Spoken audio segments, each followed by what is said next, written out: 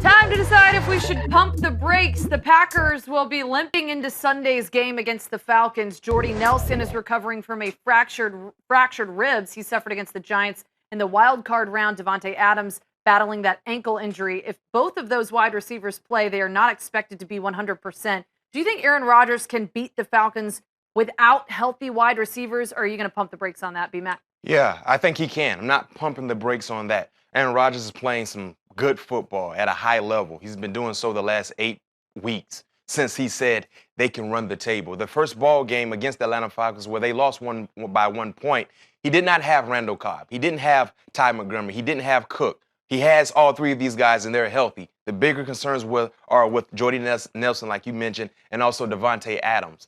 But Jeff Janis could be a guy that could be factored in based on the injury concerns to Jordy and Davante. And Jeff Janis had a touchdown in the first matchup against the Atlanta Falcons there in the ATL. So this is a bad man. He clearly can make any pass catcher look elite based on his ability to be very, very accurate and the playmaking skill set that he has. We know that he's been a little bit sick. The flu possibly kind of been going around with the Packers. And then when you have those injuries at wide receiver, does that give you any concern too, just knowing that he possibly wouldn't be at 100%? Not necessarily. I think this is a guy who's a competitor. He understands how important this ball game is, and there's no guarantee you can get back here anytime in your career. So he's going to give it his all. He may not be he may be under the weather or so right now, but you better believe tomorrow or 3 p.m. he's going to be prepared to go.